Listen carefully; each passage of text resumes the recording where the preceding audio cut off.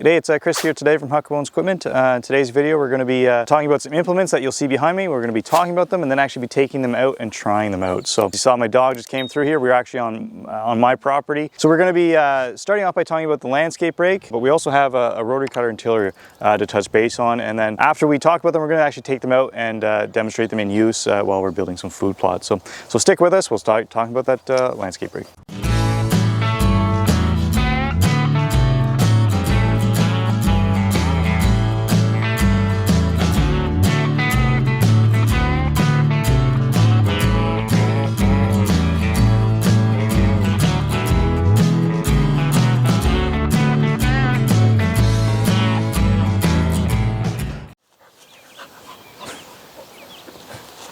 Yeah, that's a dog being a dog on a hot summer's day. So.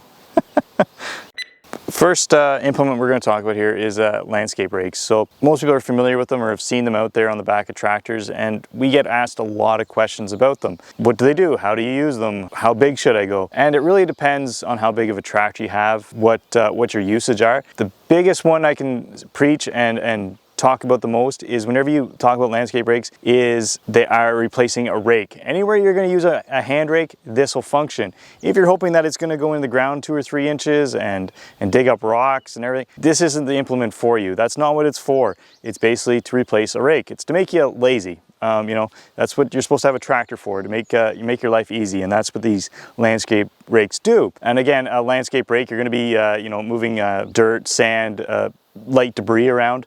You'll see them in use quite a bit on beaches, and what they're originally designed for is whenever you had a subdivision and had a bunch of topsoil dropped off, and then we're going to seed it, is spreading it out and getting the random debris out of there so that you're all ready to go on that to make a nice seed bed. And that's what these things do, is make a nice seed bed as well. Whenever we're talking about this one in particular, it's an LR 1660 from Land Pride. Again, so it's a 60-inch wide landscape rake. And again, it is on behind a B3350. You could go 72, 84. It doesn't take horsepower to run these. It's just a matter of how wide do you need to go and what are you pulling with it, depending on how much debris you're dealing with. And you'll see whenever we take these out, if it starts rolling in there, it's going to roll out and underneath, just like if you had a rake. It's not a fork, it's a rake. And all these things are very important. And again, also you can angle them. Most people don't, because it's really, again, it's a rake. It's supposed to pull with you. So sometimes it may be needed to get in tight to places, but at the end of the day, most times you're going to see them is going to be straight like this and doing a straight pull with them. Land Pride makes them from 48 to 96 inches in working width. So it all depends, again, what you want. I don't recommend putting a 96-inch on the back of a 3350,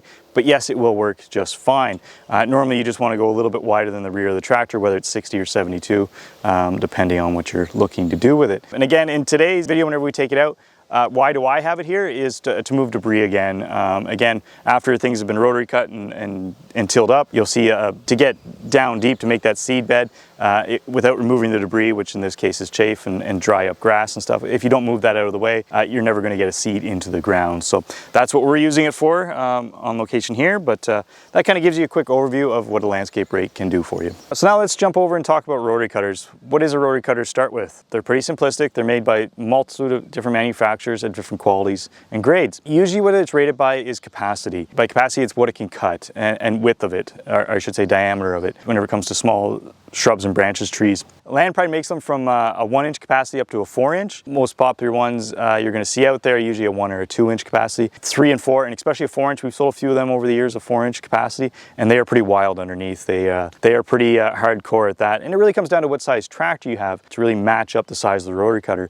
Again, Land Pride makes them from 60 to 84 inches wide, depending on the horsepower of the tractor and how heavy duty you want to get. Again, this is an RCR 1860 from Land Pride, which means it has a 2-inch capacity, and again it is 60 inches wide. Why did I go with this? Again, it is my personal unit on the LX 3310. I like having 2-inch capacity. Basically it means that if I can drive over it, I can knock it down. Again, I've done all the hard lifting here. I've kind of trimmed everything back, and I basically just kind of keep up with what I have. But at the end of the day, I enjoy being able to drive over whatever I want. And as long as I can drive over it, this thing's gonna mash it up and it's gonna look pretty good coming out the back end. Again, a rotary cutter, what is it? It's that 2 big blades spinning under there. So you may see a few models out there, not from Land Pride, but from other manufacturers with a stump jumper. always get one with a stump jumper. It's really going to aid you. Like at the end of the day, there's a gearbox spinning there with a shaft coming down to the two blades. That stump jumper does what it's supposed to do, and that gets you over obstacles, whether it be rocks or stumps or something along those lines, and hopefully prevents damage. It can still happen, but hopefully prevents it. It makes it a lot tougher. Without that stump jumper, I can guarantee you, you're going to have issues as soon as you hit a rock. Always make sure you have one with a stump jumper. After that, whenever you're actually using one of these, and I'm guilty of it too, I'm guilty as everybody else, is don't back up with a rotary cutter. You're really not supposed to. You'll see the A-frame coming out under there. Basically what happens if you back into something with that tail wheel, you could either bend the arms, bend the tail wheel. It's going to cause you issues. So just be careful whenever you're doing it. Like I said, there's always spots where you're going to be cutting where you're going to want to back up. It's just what you do. Like I said, I do it all the time. But you just got to be mindful of it. Don't do it at full speed or anything like that where you're going to cause yourself some issues, especially as you get up into bigger units. It can cause you quite a bit of issues. Also, you're going to see quite a few adjustments on those tail wheels, again, for adjusting your cutting height.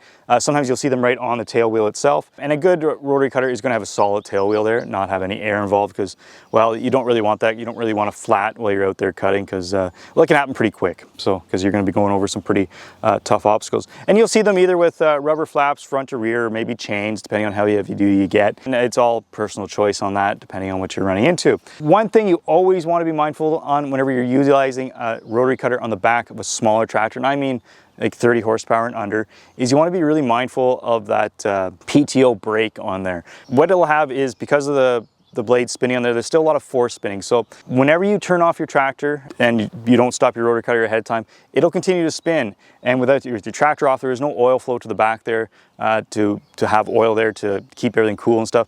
So without that, you can run into the PTO brake either breaking and having premature wear on there, or just some major issues. So you always want to be mindful of that. Idle down, turn off your rotary cutter, wait until you see everything stop, and then finally turn off your tractor. Otherwise, on these smaller units, you could run into some issues. So why are we using this rotary cutter today? As you'll see, I have trails all over the place. After that, we are making food plots. So you always want to get that down as low as possible. You want to come in, cut it down, so that your tiller can come in and make your seed bed for you without too much debris and stuff that you have to get that landscape rake in there. So that's what we're here for today. And again, you're going to see it out there. You're not going to be utilizing its full capacity because I don't have any brush to cut with it, but we will we'll give it a whirl there with some longer grass, so you can see how it functions with that on the back of the LX3310. So now let's jump over and talk about some tillers. Lastly here is we have the tiller. Again, it is from Land Pride. It is an RTA 1274. Whenever you get into tillers, there's a multitude of different ways you can get them. From Land Pride, you're either going to have forward or reverse tine, and we'll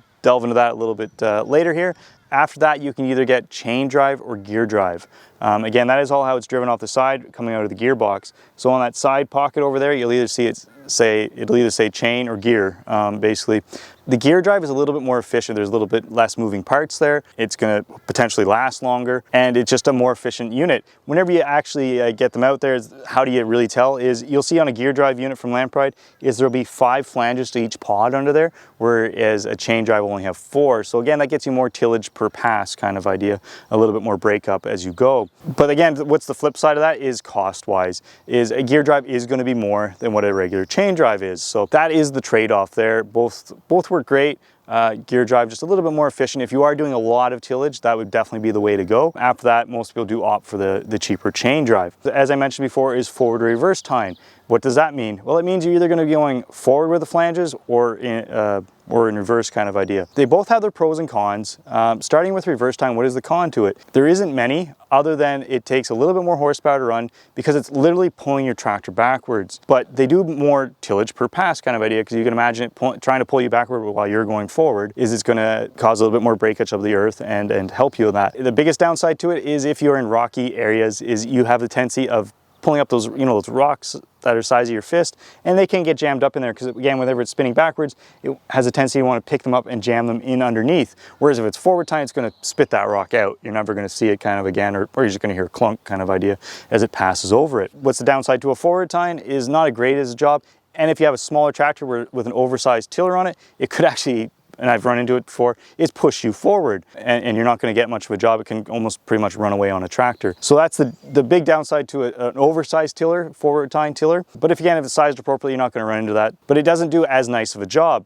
Again, why do I have a forward tine chain drive? Cost. Again, I don't do a whole lot of tillage. What little tillage I do is for deer, so I want to keep my costs down, right? So Again, I oversized the width of it, but kept it inexpensive with a chain drive and forward tine. If you're doing a lot of tillage, I'd strongly recommend, again, chain and reverse tine.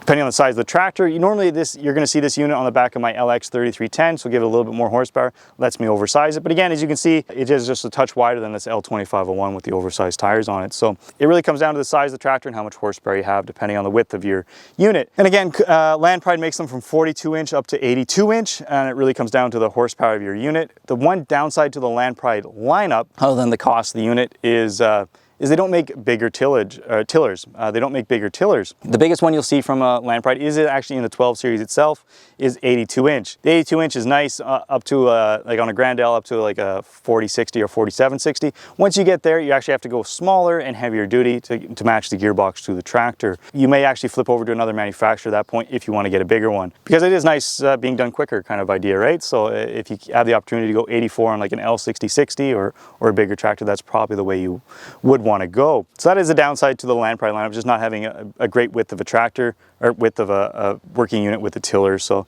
again, they do make some heavy duty ones to match the gearbox, but they limit out at 74 inch. Whenever you get down into tillers, usually you'll see a back gate to them that's adjustable. We have it pulled up here so you can see underneath. Again, your first pass should be like this with the gate up. Depending on what kind of material you're looking to move out. It's going to come out kind of chunky looking, and as you go over for another pass, you should actually lower the tailgate down, and then it comes out a finer material and ready for that seed bed kind of idea.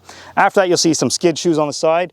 Again, they are fully adjustable. Again, they aren't very aggressive right now. They're set right in the middle. If I wanted to get more depth there, I should bring these right up. And again, in the literature, it's going to say 6 inches, that this unit will power down 6 inches. I call BS on that. I've never even come close to that. Usually I might limit out at about 3 to 4 inches. And I think that's probably par for the course for all manufacturers. It's kind of like miles per gallon whenever you get into your vehicle.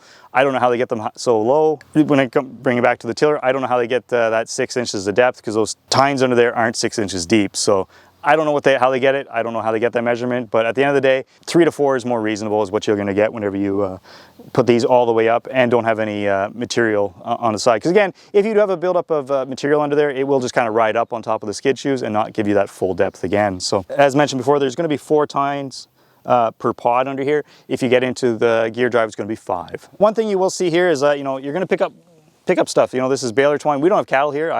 There hasn't been cattle on here for about 40 years. So, there's always going to be stuff that's going to pick up. Hopefully with that slip clutch, you're just going to hear a bang or something and you lift up and keep on going, that you're not damaging anything. After that, you will see a buildup on the side here. You'll see it on both ends there. It happens fairly quick. Some people will tell you got to stop, take that out right away. I argue that point. I believe that they're designed to have that buildup there. I don't recommend keeping it on there forever. I highly recommend at the end of the day, whenever you stop, is pull that all out at that point. But again, it's personal preference. Some people want to stop as soon as they see that buildup, pull it all out, because there is a bearing in there on either end, but it should be well greased and should be used to that normal operation, just like a baler kind of idea. It's designed to have that buildup there. So again, personal preference. If you want to stop all the time, take it out. But in my opinion, is let it build up until the end of the day, then pull it out. So now let's take all these implements out and try them out. Jump 1069. Welcome to the party. Jump 1069.